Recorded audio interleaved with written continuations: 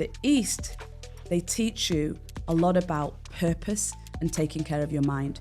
And the West teach you how to take care of your physical body through diet and exercise. Our measurement of success is not material things. Our measurement of success is using energy as the measurement. Understanding ourselves through frequencies, through energy, actually gives us so much more clarity. Taking what I know and what I've learned and putting it into action and refine and pull back and rest and recover some of the energy so that it can grow. You are a new you, but you didn't realize it because you were doing it bit by bit.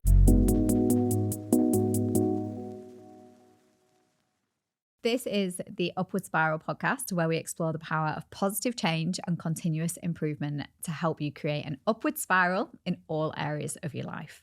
So as we wrap 2024 and step into the fresh start of 2025, this episode is all about reframing how you think about your energy and unlocking your full potential. So get ready to biohack your way to peak performance and well-being. God, I'm excited about this episode. I'm trying not to nerd out.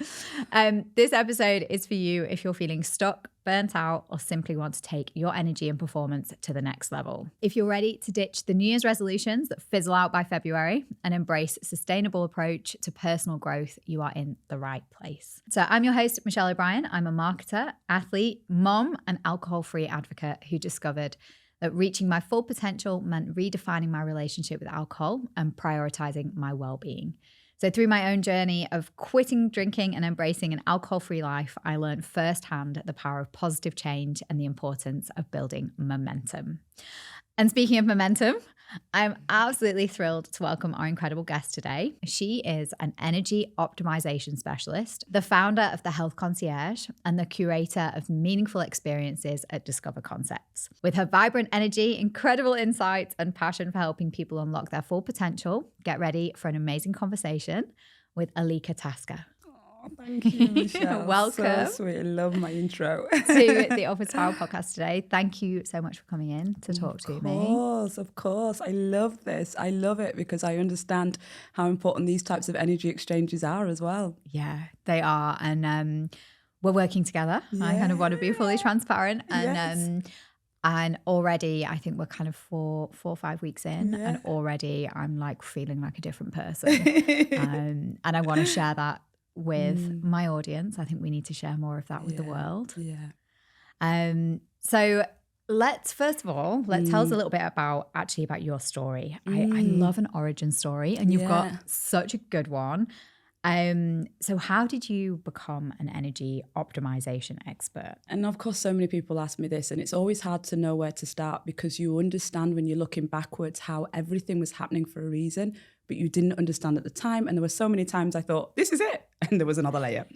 But I would say that, it was really at the start of my career was, I was in corporate, I was in HR, and I did a lot of consultancy and recruitment. And I remember being in this very sales-driven environment and just like loving the pace and everything of it. Just really felt like it mirrored my energy. And at that point, I just wanted to climb the corporate career. So I did that, and that led to burnout. So 14 years ago from now, I moved to Singapore with the company that I work for. And, my aim was to get the most senior position that I could and just climb that ladder. And when I could see what that looked like and I could see how close to it I became, that was when I realized it wasn't what I wanted. So my first burnout was then. It ended up me leaving the corporate world because on my journey to heal my own body, I got into nutrition. And I first got into nutrition through my personal trainer who was teaching me food as science. And I was like, how can I not know about food in this lens? Because I was the girl that you went to for all your restaurant recommendations. I knew everything about food. And yet I didn't know food through the lens of macronutrients. I knew it through calories, but not proteins, fats, and carbs. And so that passion to understand more about food led me to studying at the largest nutrition school in the world. And through that, I believed that I needed to convert everybody to a healthier diet immediately. And through that, I ended up leaving the corporate world, starting my executive health coaching. So this is about a decade ago now. And through that, I was like, hang on a minute. in Singapore, people really need help with the food themselves. And so I ended up opening a restaurant called Kitchen by Food Rebel.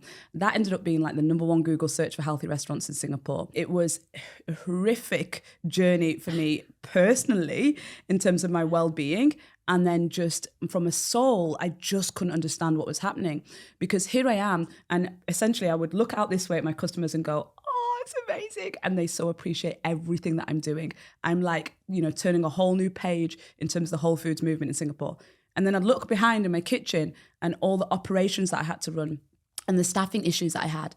And I just couldn't understand how these two things could be at such polar opposites in how it was making me feel. Then in the 4th year came my second burnout.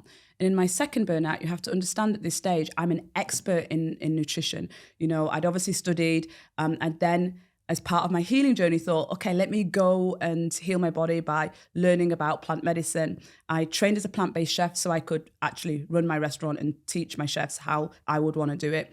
And I was obviously selling to a high net worth crowd in the center, in the CBD area, where they wanted the perfect meal, all whole foods, no preservatives, within an hour, less than an hour, because I had to get back to their desk within an hour. So I became this expert in nutrition. And so that journey on my own personal growth went really, really deep. But yet here I was traveling around the world and understanding that I'd had my second burnout and I had to take a step away from the restaurant, and realizing there was something that was fundamentally missing that I was being taught through all our elders. So my journey took me from Australia. I spent time with the Aborigines there. My auntie works with them. The Maoris in New Zealand. I then spent 3 months in South America learning the plant medicine from my ancestral background. Jamaica as well, learning the plants there. The south of India, learning Ayurveda. And for 12 years, I've studied traditional Chinese medicine because I came off Western medicine. So all of that taught me this ancient wisdom. And my takeaway was, oh, I get it. So the East, they teach you a lot about purpose and taking care of your mind. And the West teach you how to take care of your physical body through diet and exercise.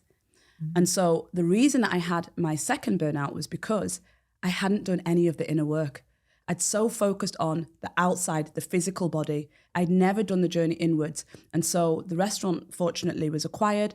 And then I had this beautiful experience, even in the hardest times of people's lives in COVID, where I was doing deep, deep, deep inner work, integrating everything that happened to me in my life and going to a deeper place and just emerging from that with such a beautiful sense of purpose and clarity in who I am and what I'm here to do. And that was to pull all these ideas and these concepts together to that the most valuable thing that we have is our energy, and that we don't get paid for what we do, we get paid for the energy that we do with it. And our measurement of success is not material things. Our measurement of success is using energy as the measurement. And so there's a lot in there, but maybe we can unpack it. You just see my face going, okay, I don't even know where to pick that up. I know so much. Just that idea of like energy as a currency. Yeah. And the only currency you really have other than time. Yeah. Yeah. And it goes beyond time. And you know this through our work, because time, the illusion is that it's linear, because that's what we all got taught in our education system through Newton. Newtonian theory taught everything to be linear. But when we study the work of Einstein and we look into quantum physics, we know that time is not linear and that we can collapse time. And so, I'm always talking about how do we quantum leap in all areas of life. So even time should not be our measurement, but energy, Nikola Tesla, who is so amazing that, Elon Musk named a company after him, Tesla. He said, if you want to understand the world, understand it in terms of energy and frequencies and vibrations. And so long ago, this was said. We knew that looking at the universe, looking at the world, understanding ourselves through frequencies, through energy, is actually gives us so much more clarity. But people need to understand all of what that means, the science behind it, the understanding of that in a different way. Yeah. And it feels new, but it's not. Yes, exactly. Like so many things, right? Like if you think about all the different ways that society is healing right now, a lot of it is going back to really traditional things like human connection. Yeah. Right? Like moving as the social creatures that we are, coming together with a collective purpose. These are not new principles. Yeah. Right? So that's why I'm really careful, because in my work, I go deep into evolutionary biology and quantum physics, But I also go, hang on a minute, the science hasn't got all the answers. So let's also look at the ancient wisdom on what do we know? What do we know to be true that we haven't had the research papers and the scientific funding to back that up yet? Oh my God, it's all absolutely fascinating. Yeah. I'd like to get into a bit more of kind of the shift. Yeah. You know, I wouldn't necessarily say you were on a downward spiral when Yeah. you were in burnout, Yeah. but how did you start to turn things around? How did you start to get yourself onto a bit more of an upward spiral? Yeah, well, listen, I will say to you, in that first burnout, which I didn't really go to, but I had insomnia, I had PCOS, and I had liver damage. Okay, and I felt overweight. Now, I'm not someone that's been obviously overweight, but we all know what it feels like to be in the right size body, and I was not in my right size body. And so in that period of time, I did have to start the entryway, which for most people is diet and exercise. Exercise, I had that nailed. I was over-exercising, hence adrenal fatigue was another one of the things I had. But I did have to start with food. And I realized that part, that wake-up call, that red flag, I remember at the time my functional medicine doctor saying, I know this is going to be hard for you, but we're going to have to hold off on the exercise. I was like, what? Yeah. You know? And I remember also conversations with a personal trainer where I'm like, how do I not understand this about food, but yet I know so much about food? So I think education was the first part of me going into this upward spiral. And it didn't happen overnight, of course, right? No, it didn't. Because, you know, from that first burnout, as I said, I had a second burnout. Yeah. And that was like 3 years later. And you know, when you leave your corporate world to go on a mission to save the world and make sure people eat healthy and all of that, you don't think that that's going to come at the personal expense of your relationships and your personal health like it did for me. So yeah, that education was surface level at first, if I'm honest. Yeah. I was collecting a lot of information, books, you know, insights. I wasn't as big into podcasts as I am now, but, you know, I was collecting a lot of information. I was going on my retreats, my weekend retreat, but I wasn't integrating it. And nobody was helping me and really reinforcing, what does embodiment of this look like? Yeah. So I was collecting data. That is exactly why I'm working with you. Thank you. And that's exactly why because I'm that person. I've collected and continue to collect the data, the information. I am reading and listening to self-help books and podcasts all of the time. I'm, you know, going on retreats. I'm getting brain mapping done, like I just had now with Santiago. And but I'm struggling to kind of make that connection of, okay, how do I action this? What's the missing piece, you know, what are those missing components? And so, you know, being able to start learning to put it into action is the next step. And we talk about kind of going into 2025. It's not, for me personally, it's not about adding any more to my to-do list. It's that I'm ambitious. I've got a ton of goals, you know, there's so many things that I want to do, but actually it's pulling back and it's going, okay, maybe next year isn't the year to add to the to-do list and add on to the manifestation board or whatever. It's, okay, taking what I know and what I've learned and putting it into action and refine and pull back and rest and recover some of the energy. Yes. So that it can grow. Exactly that. It's so important because at every single layer, that integration is creating a really solid foundation. If you are used to building homes and then someone says, okay, looks like you're ready to build castles, you have to learn how to put stronger beams in place. But also, you have to lean on those beams and make sure that they stay in place to build a castle. And so many people are trying to expand in all areas of their life and they're sabotaging in that area or sabotaging. So, they start their new exercise routine, but then they start eating more, right? And start eating more of the wrong foods because they give themselves cheat days. What is this? This means that you didn't actually integrate before you expanded, right? So you tried to go to the next layer, but because it wasn't deeply embodied in who you are, you just sabotaged. And so we see it. And, you know, most of my clients, they have success. They have a proven track record in one area of their life, but they're like me. We are ambitious, and therefore we want to be ambitious with the amount of joy that we get to have in this life, the amount of impact that we get to have, but also the amount of harmony. And so we don't want the professional success and have a disaster at home, which was what happened to me. We don't want to have beautiful, loving, nurturing relationships at home and then have a lack of purpose when we step out away from home. And so that's what I see, to be honest, with a lot of the men. You know, they have beautiful partnerships and relationships that are supportive of them, but every single day they know that their soul isn't here to do what they're here to do. So they don't have that deep fulfillment, but yet they'll provide and they'll do all the things that they're supposed to do.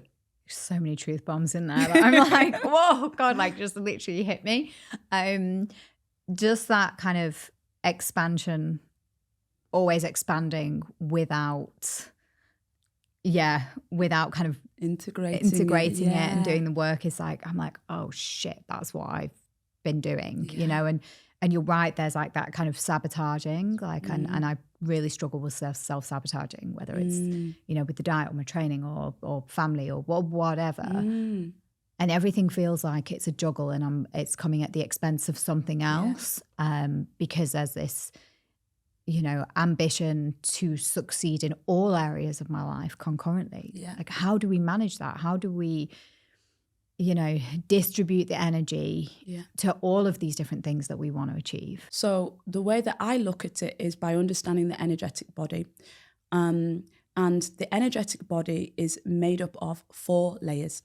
There are actually more that have been studied in quantum physics, but these are the 4 main that help people to really integrate in the most simplistic way. And you know, I'm really big into human design, and luckily in human design, one of my superpowers is the gift of simplification. So I clarify a lot of complex things out there and simplify it. So let's just speak to that so we can understand how we do this journey. So the first is the physical body. And the physical body is what you can see in me, my muscles, my tissue, my skin. It's the physical body. Most people are only working on their physical body. The diet and the exercise culture, if you just go on this diet, you know, and it doesn't matter where it comes from. It can be the elimination diet, or it can be the calorie diet, or the macro diet from the personal trainer, right? But it's only working on the physical body, as is the exercise. So the next layer that I love to quantum leap to as quick as possible is the emotional body. So I can't feel your anger. I can't feel your frustration, but you feel it, right? And that emotion is energy in motion. We can measure that. So in quantum physics, you know, we have this chart that we look at, and it's a chart of energies by frequencies, because we can measure every frequency. And since emotions is energy, we can still measure them. So those low-grade emotions are things like grief and anger. And in the middle, you have things like frustration. The highest, I'm not there yet, but, you know, one day, is enlightenment. But where I am most of the time is this joy and happiness. And those are the higher frequencies. So what we want to do is we want to go, okay, we're having a human experience, we're in a human body, we can experience all the spectrum of emotions, but how can we quickly move ourselves from the low frequencies to the highest frequencies? And that's where I'm an expert, to stay in those higher frequencies for longer. And if this is a curve, my curve is, you know, it's undulating like everybody else's, but each high and peak, or each low and high, is a lot smaller than everybody else's. So instead of going sharp up and down through these emotional frequencies and having no emotional management, mine is more like this, and that's where everybody can be. So this is the emotional body, and that's the work to do there. Managing your emotions, being emotionally current. And then we move into the mental field. Now, the mental field, I can't feel your anxiety. I can't feel the overwhelm or the ruminating of all the thoughts and the things and all the information that you're downloading and not integrating. I can't feel that, but you feel it. And when you feel it, you know that you're not allowing space for new, more powerful and potent insights to come to you. And so the work that we have to do there is create space. If the trunk of the car is full, it's impossible to put something else into it. We have to take something out to create space to put something else in. And usually when you're clearing out the junk, you put something good in there. Yeah. Right? And so that's the mental field. And then the last one is, I call it the collective field. Quantum physics, we call it the information field. But it's this field of information that surrounds us, this energy field that surrounds us. In the spiritual world, they will call it an aura. But scientifically, it's this information field. But I say collective because it's the field of energy that you exchange with others. So when you walk into a room, people feel a certain energy, a frequency that you emit. That's that. You know, dogs, you know, and your animals can pick it up immediately. They can smell it, they know it. The human eye can't see it. Just because we can't see it doesn't mean it doesn't exist. And so, yes, we all want to make sure that we are magnetic, because that field is very magnetic with people that have worked in it. But guess what? In order to do that, you still have to work on the other field, the physical body, the emotional body, the mental body, and that will then emit outside. So it's an inside out job. This is the work to be done. Yeah. And I think you will feel it, don't you, sometimes when you see somebody walk into a room and the energy shifts. Right. And God, I always think, what must it be like to be in a room with Beyonce? You know, I bet she walked into a room and it's like, woof, you hit, you know, that there are people, right, like that you know of. And these people have also become extremely talented at protecting that field, right? And they do it in various ways. So as celebrities, they also, you know, get physical bodies to protect them, right? That's what bodyguards are. We've all watched Bodyguard, right? Yeah. So there's that way. And then, you know, what I teach my clients is also to think about the energetic principles of protecting yourself, right? Yeah. Oh gosh. And then just want to come back onto kind of the mental field as well, because it's so hard for anyone who is looking at peak performance in all areas of their life to start making space. And it's definitely something that I'm struggling with. Like I've got so much going on, you know, I'm a mom to 2 kids who are 5 and 3. I've got, you know, I'm working a startup. I've got my own business. I've got the podcast. I'm always training for something. I've got a half marathon next weekend. I've got an incredible marriage. I've got family. You know, there's a lot going on, and I want to excel at all of these things. Yes. How do we go about starting to make space? Yeah. You know, and I empathize with it. And I know a lot of people that see me today, they may think, oh, she doesn't get it. And the truth is, we all have our story. We all have our story. And I do believe that everybody has access to probably 3 major resources. And usually that's money, usually it's time, or it's a network of people. And you tap into the one that you have. So those people that can use their money, they can pay for others to use their time. Those people that have the network, they can tap into that as a resource. You know, babysitters, all these sorts of things, friends that can act as babysitters, family members, etc. But I also remember running my restaurant, not understanding, as I mentioned, how I could feel this way when I just want to do good in the world.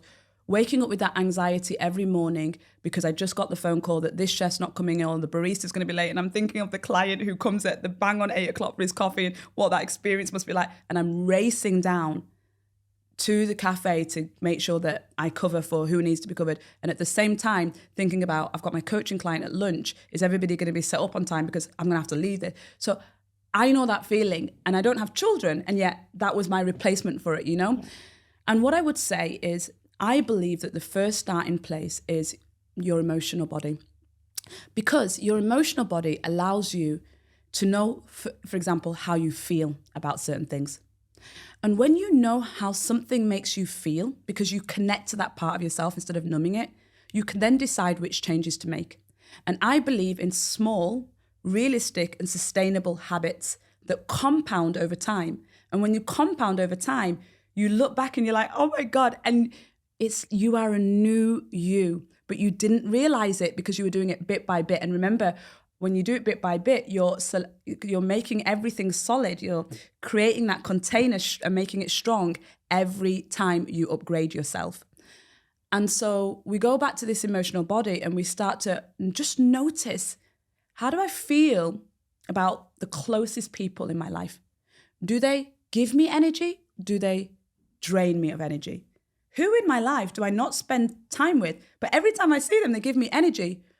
Who do I need to remove to create space for that person? My food, right? So the food is the physical body. I've noticed that every time I eat this or every time I drink this, right? So you know this with alcohol. I drink this. I have so much anxiety the next day. I feel crap. I don't want to do this anymore.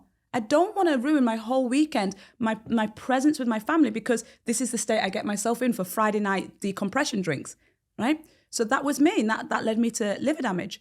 Yeah. So we can see through the emotional body where the first change is to come. And we just start small.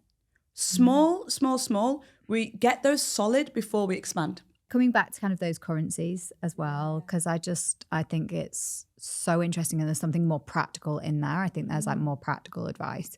So if you've got money, you can start to outsource some of the things that are taking. Yeah. Get a cleaner, you know, don't use your beautiful, valuable time, hourly rate, however you want to see it, to be trying to make your house perfect when you need to spend time with your children or you need to be at work, you know, so outsource it, right?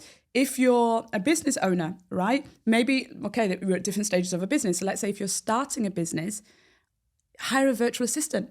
Get the person before you're ready, because your hourly rate is worth so much. I see it so much with the creatives that are trying to like cognitively get themselves around technical things. And you're like, that's not your expertise. Video editing, right? Was for me. A really good example. Got the most incredible video editor now. But for the first 6 months of doing YouTube and podcast, I was painfully struggling through video editing, trying to learn it all. And then in the end, I was like, what am I doing? I can be consulting, earning enough money. Yeah, that's it, it's right? Crazy. And so you see how we're just draining ourselves of energy. And it's because we're not using our superpowers, which is why I look at human design. And actually, that's somebody else's superpower. And, you know, I'm just going to be real with you. I think as a new business owner, because I do think sometimes people try to leap this step, you have to understand enough about it to be able to outsource it. But once you've understood it, you don't need to be an expert, but you need to understand it. Then you can train somebody else. You could, and especially if they're an expert in it, you can hand that over. So yeah, this is what we can do with time, right? With money, should I say? We can buy time. Yeah. And so we've got the other ones. Yeah. So resources, right? So for example, you know, like you and I, we're away from our family. We're living in a different country. So we don't necessarily have the benefit of our immediate family around us all the time. So that's many people. And therefore, you know, in all around the world, you know, the family dynamic and the family structure, single parents, all of that has changed a lot.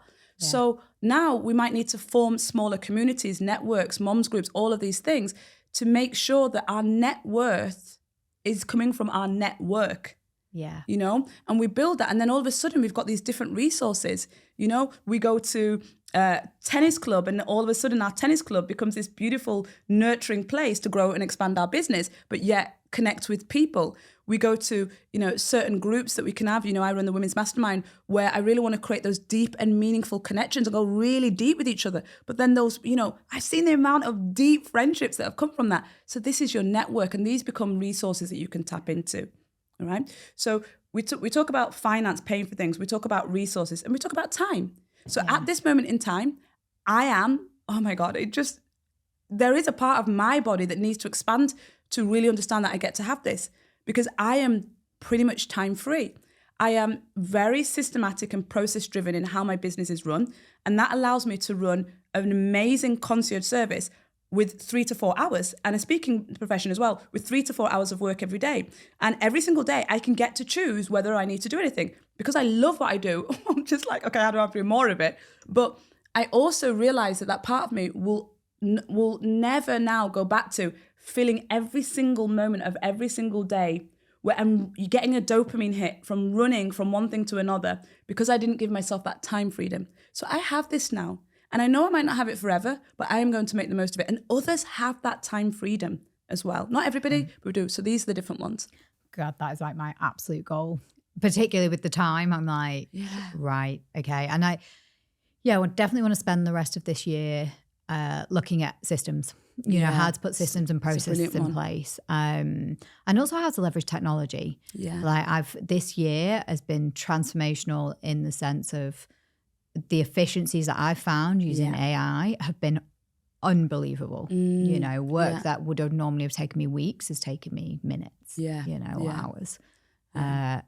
It's phenomenal. And you know, because of our work, that it's all connected. So I am not a technical person, but I can produce 30 pieces of content, whether it be videos, short videos, blogs, you know, everything that I produce, post. And I'm not a technical expert, but the thing is, I do stay in my zone of genius and I know what my superpowers are. And even more so, my inner work has meant that I am allow myself to receive. So I look into my network, and luckily for me, I have a huge, amazing network that I've cultivated. And I go, who is an expert in this? And I ask for help. But again, that's inner work, because I remember Boss Babe back at the time who couldn't receive. And so just because I can do everything doesn't mean I should. But again, hello, new mantra.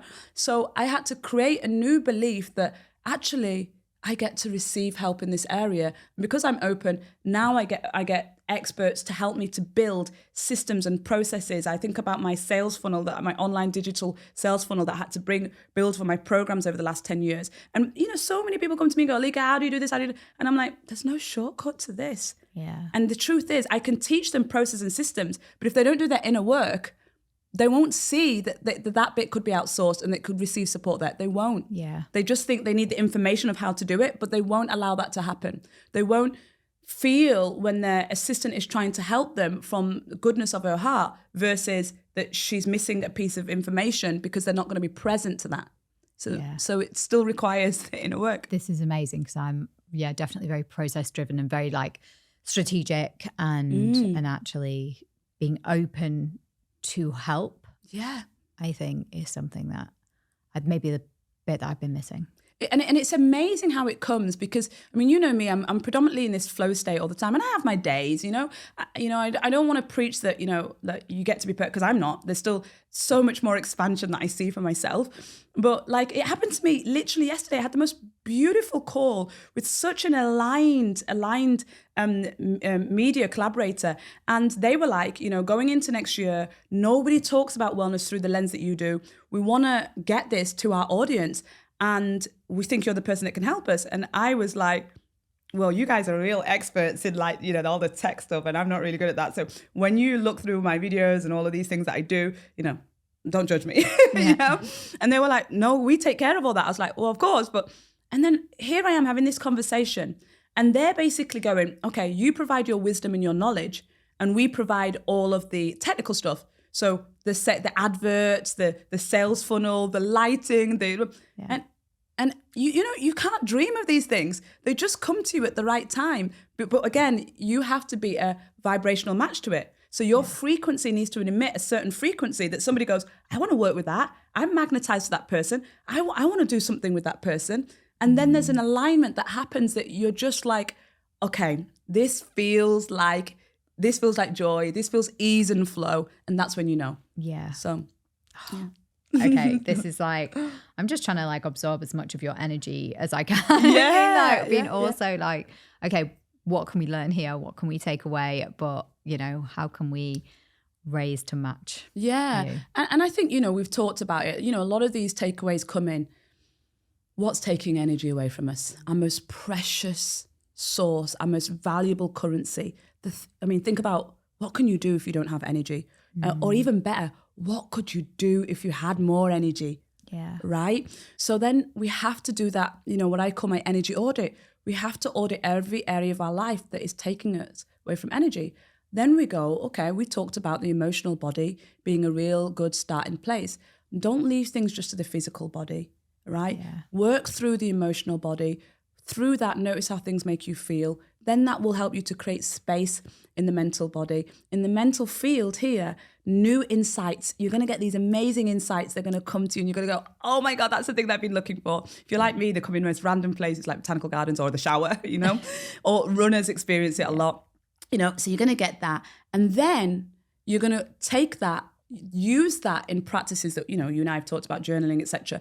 And you're going to use that to create that reflection on things that you want, things that you desire, and how you can bring it. And now your collective field starts to be a magnet for these collaborations, for these partners, for these upgraded friendships, to upgrade your existing relationships, and that's how it goes from this internal to external, should I say, and then to changing everything around you, your home environment, your work environment, who you are, the people that surround you, the environments that you put yourself in, because you now want that to be an energetic match to you. And that's really how we start to see ourselves as what we truly are, which is energetic beings. I actually kind of want to go back a little bit and understanding kind of biohacking. So I think biohacking's probably been the word of 2024, biohacking and longevity, which we won't necessarily touch on. But For those that maybe are new to the concept or don't fully understand, like, how would you explain biohacking? Yeah, I love it because, back in the day when I first opened my restaurant, I started one of the first biohacking community with a guy, Joe Hanley, who's just an amazing guy who actually started a biohacking community in Singapore that I believe to be the first. And he just wanted to collaborate on venues. And at the time, I was reading Dave Asprey's work, and Dave Asprey created the term biohacking, which is to hack your biology. Okay. And Dave Asprey had bought out his line. He sold the business now, but bulletproof coffee. And so I was importing, because Singapore didn't have suppliers when I started, like all those times ago. So I started bringing in his MCT oil, and I launched the first bulletproof coffee in Singapore. And that just went like wildfire around Singapore. And when I first did bulletproof coffee, there were the different groups. There were like, you always get this, but you had the kind of like the newcomers to it that just like were like, oh yeah, this is coming in trend. I read about this on the internet, biohacking, blah, blah, blah. I want to try your bulletproof coffee. That went around media very fast, and I was quickly having the bulletproof coffee everywhere, which was great for business. But then I had people like, why are you putting butter and oil in coffee? I don't really get that. And I was like, let's try.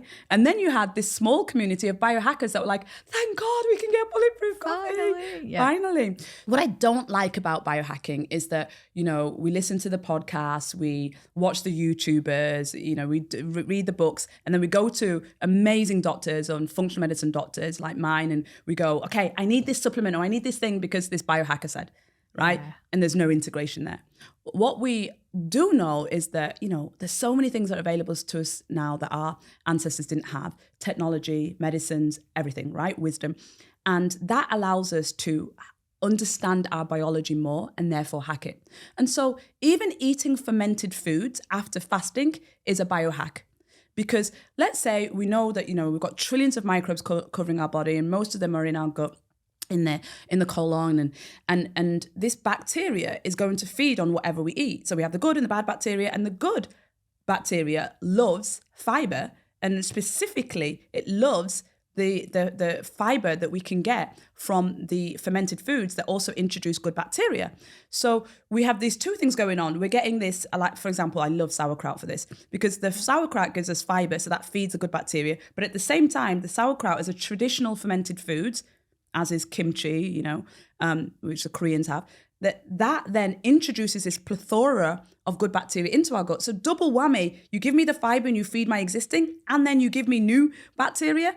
And so when you fast, essentially to go a long period of time without any food, deplete your stores, get into what we call autophagy, which is when the cells literally start to cannibalize, I can't say that word, to eat themselves. Then what actually happens then is when they're ready to take a new food source, and that food source is something that's thriving in good bacteria, you're now helping to repopulate your gut.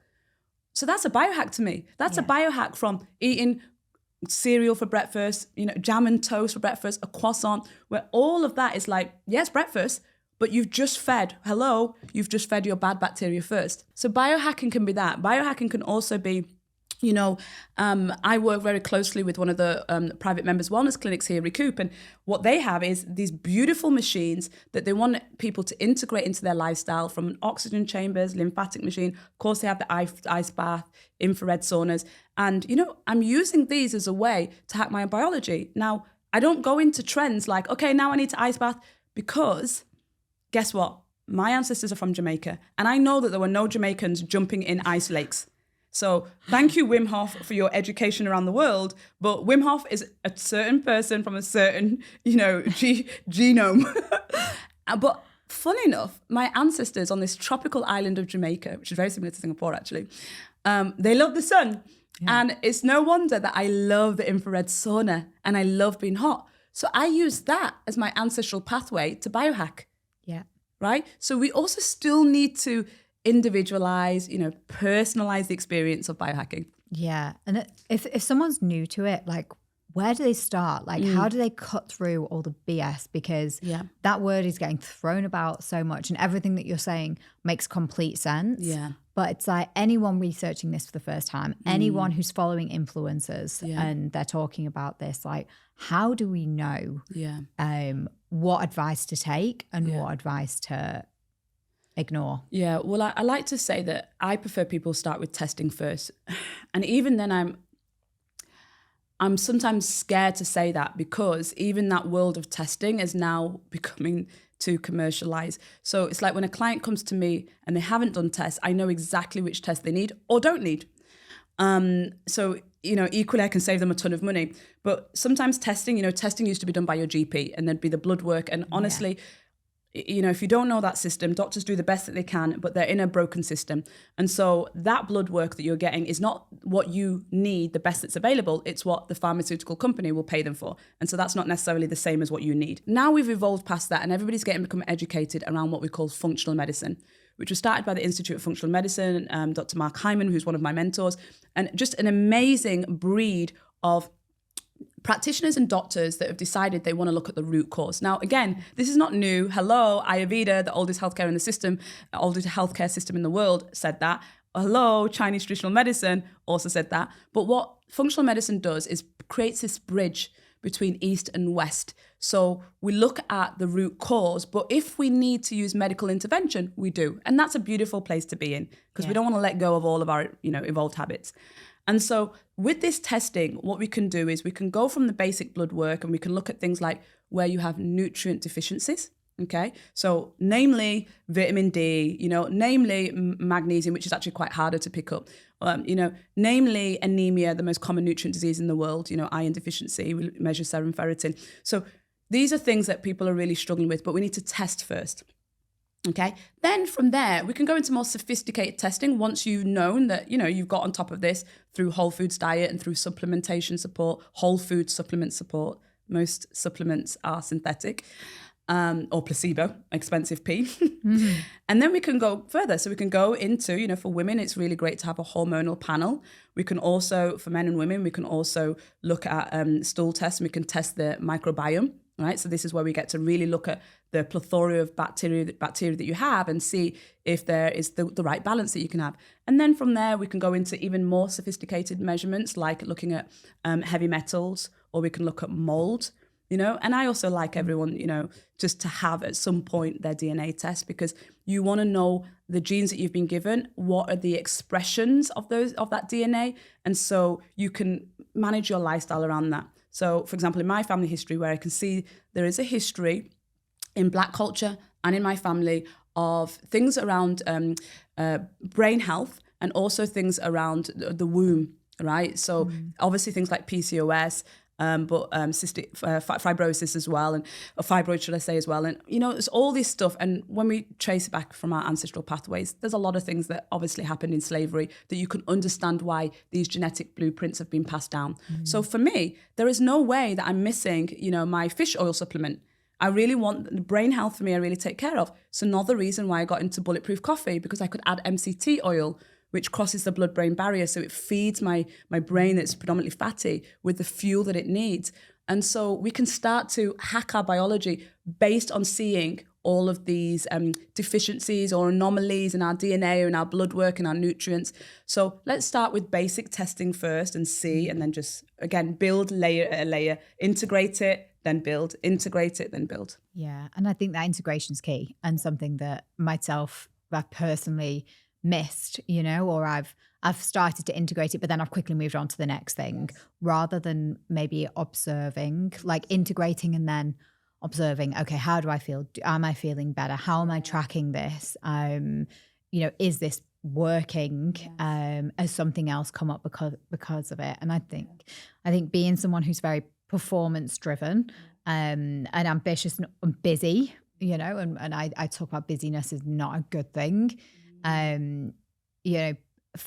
Not forgetting, it's just like I'm in such a hurry to move on to the next thing that I forget not just the integration, because I think I definitely will act on the data that I've received, but the awareness around that integration. It's so important. And that's the reason why, even for me with my business, I wanted to provide the health concierge because I wanted to connect the dots for people, because I realized that when you actually go on this journey of personal and professional growth, there are going to be amazing experts, which is obviously what I've accumulated over the years, that are going to come across, but you can't outsource this to somebody else. So if you catch one of those experts on the wrong day and they don't tell you that missing piece that you need, or you don't tell them the information that they need to connect the dots, it might not happen. And so, I look at my wellness spreadsheet. Okay, I didn't even create the spreadsheet because, again, spreadsheet's not my thing. But I have a beautiful spreadsheet that I've created over the last 10 years where all my blood work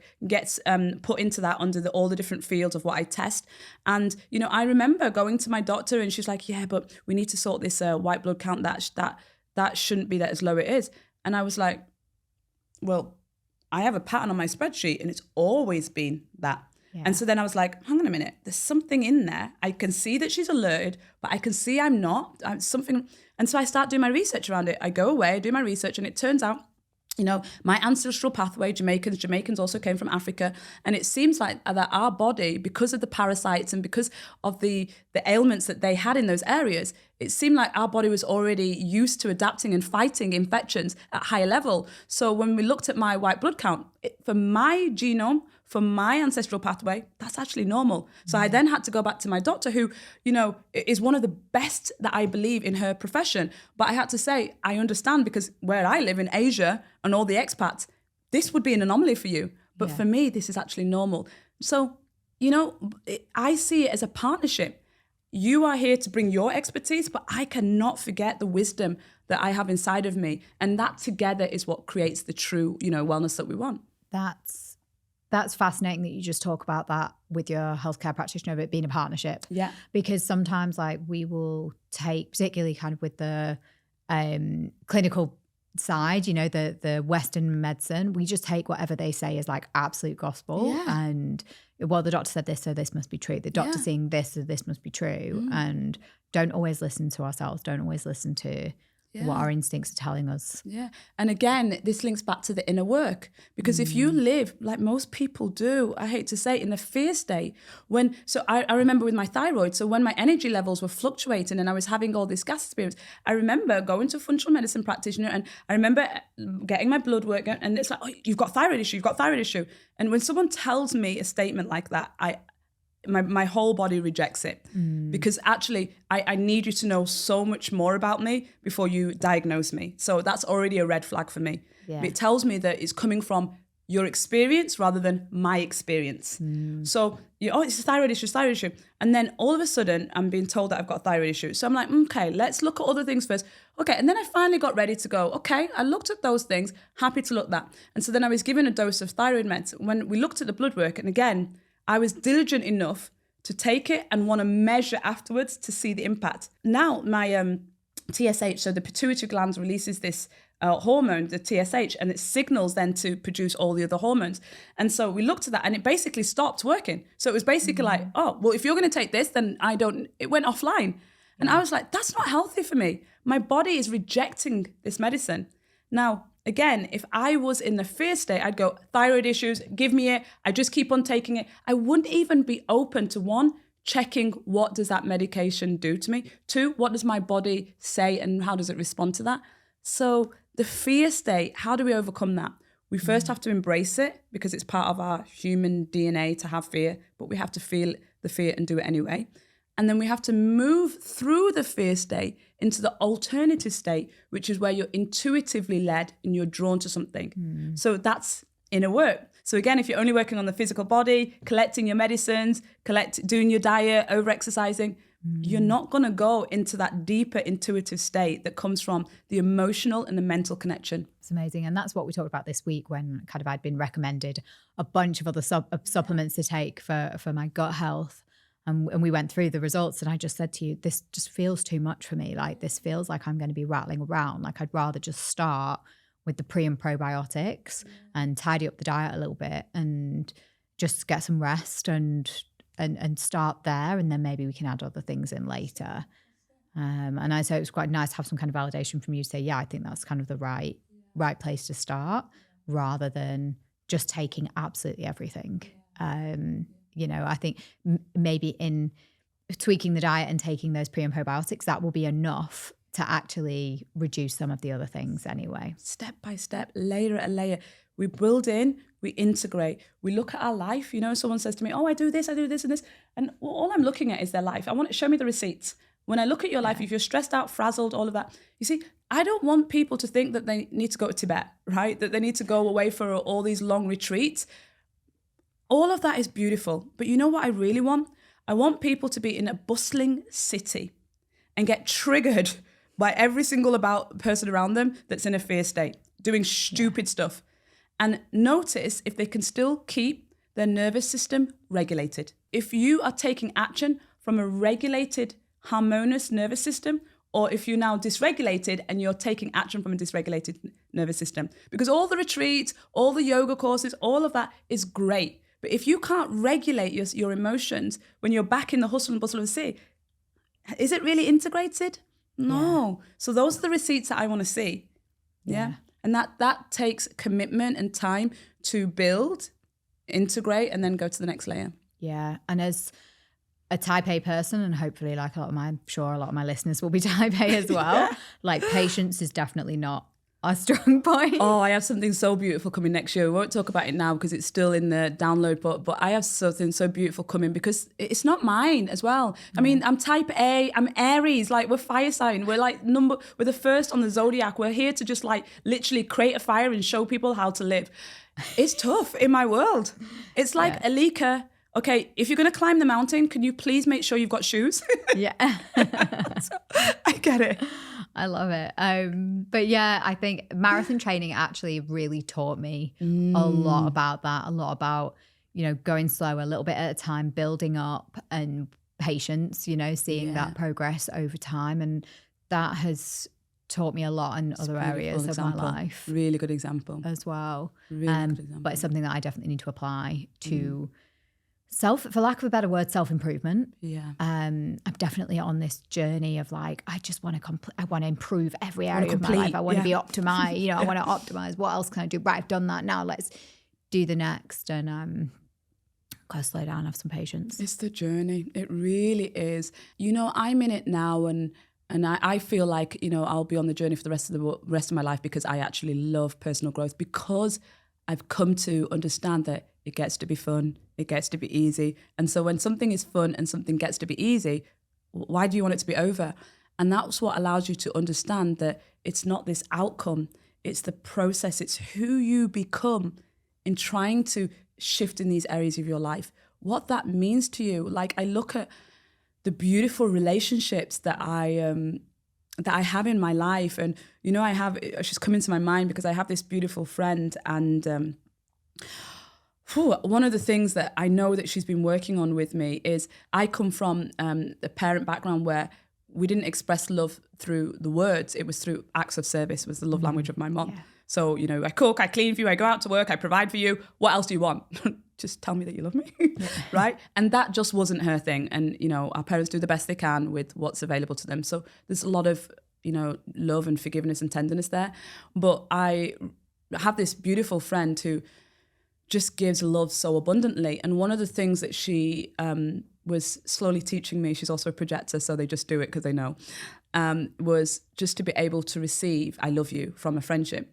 And, it took me a while to be able to respond that to her, because I'd already got into my head that you only say this to, your intimate partners or your family. And then I still couldn't expand my container to say that to friendships. And, I got to this, and this was very recently, I got to this place where I was like, this is the new norm. Okay, I've expanded the container, I've integrated it. Instead of being like, oh, she's so weird. I was like, I can receive that. And so it comes in so many different forms. It's so funny. You just say that I put kisses at the end of messages, even to people I don't know very well. Right. And I'm like, I just put it out there, or I'll text them, I love you, babe. Like, I haven't known you very long, but I'm just going to put it out there because that's how I feel at this time. Yeah. You dropped 2 amazing mantras then, which was gets to be easy. It gets to be fun. And it gets to be fun. Yeah. Oh my God, those are 2 of my favorite ones that I'm definitely adopting right now. I love it as well. Like, I can feel it just comes from me now from such a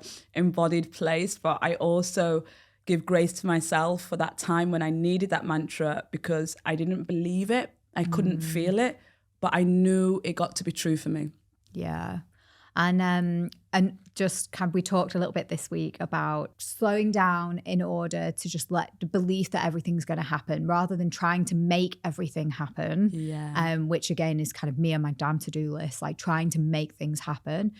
Just have that kind of unwavering faith that it's going to happen, you know, and no matter, and just be really open to how it's going to happen. Stop trying to control everything. And I think, again, like talking to the type A's out there, you know, we do try to control everything. And letting go and having faith and doing less to make space for it to happen. Yeah. And so, you know, the inner work allows us to understand, why do we need to control? You know I needed to control because I had a lot of unsafety and insecurity in my early years, in my childhood. And so my control came from, if I'm in control of where my money comes from, if I'm working, you know, if I own my own home, you know, all these things, then, you know, I remember one time I had 3 freaking cars when I was 20 because I was controlling my ability to have a backup plan and to get to work if my car, it was just crazy stuff I was controlling, like crazy. So, but I know where it came from. So that's the inner work in knowing, where does the control come from? So we're not bypassing to this, you know, this spiritual bypassing, but we understand where that came and we heal that first, that, you know, root cause. We do this in our rewiring, that root cause before we go to the new story.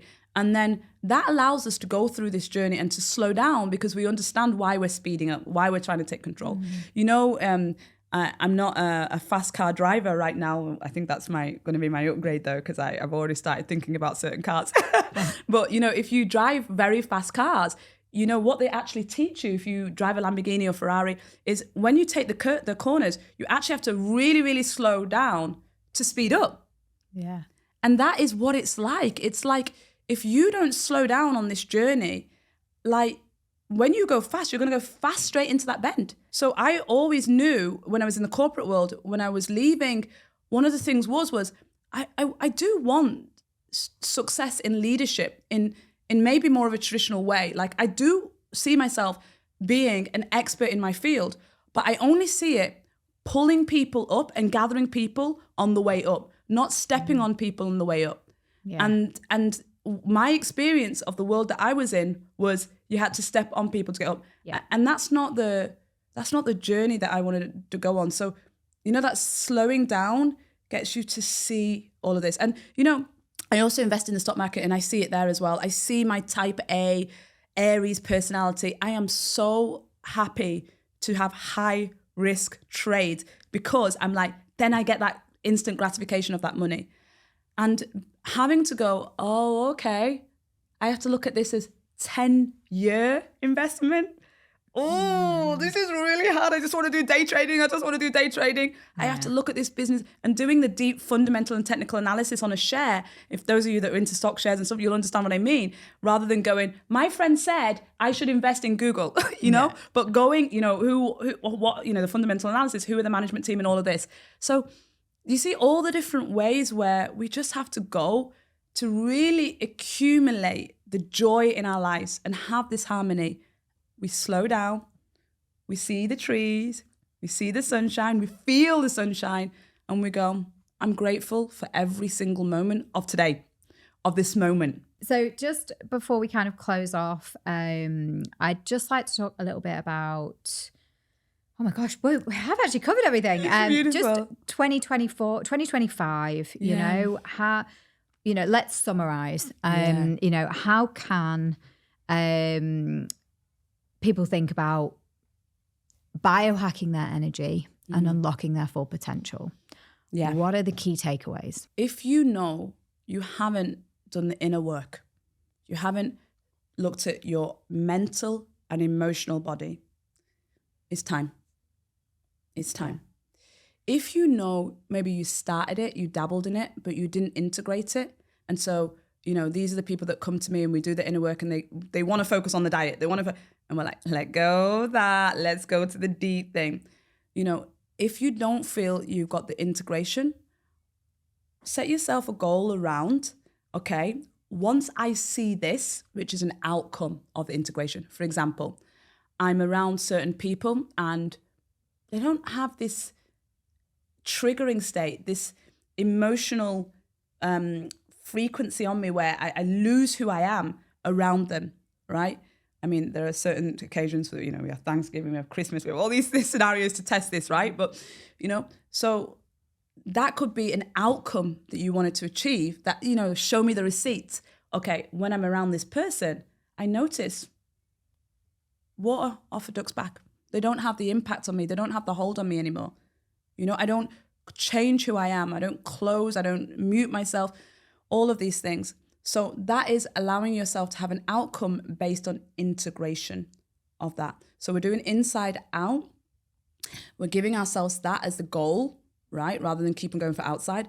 And we're also integrating what we already know and seeing the outcomes of that before we go. I think that is the deep work for everybody to focus on in 2025, and every single thing else that they want, which is probably materialistic in some nature, which is good. I mean, I love a luxury lifestyle, but that will come as a beautiful side, like a beautiful outcome of doing that deep inner work. Okay, amazing. You heard that, everyone. Start with the deep inner work. Yeah. And I believe everything else will come. Yeah. Alika, I can talk to you forever. I can. Thank you so much for taking the time to talk to me today. And I really hope that this has just helped and inspired anyone listening or watching. Yeah, it's been fun. So thank you for sharing your incredible insights and practical advice. I'm really feeling inspired to take my energy to the next level. To all of our listeners, I hope that you're feeling energized and empowered to biohack your way to peak performance and well-being in 2025. I feel like you're going to have to go back and listen to this episode again and pick out all of those nuggets. I'll try and pull out the takeaways in the comments below. But just remember, those small changes can make the big difference. So start with 1 or 2 strategies that resonate with you and build from there. If you enjoyed this episode, please hit the subscribe button and leave a review. I will link to all of Alika's channels below, so you can reach out to her directly, learn from her, follow her, subscribe to her on YouTube. She's there. And don't forget to share it with your friends, and maybe those who are ready to unlock their full potential in the new year. Thank you very much. And I'll see you soon. Bye.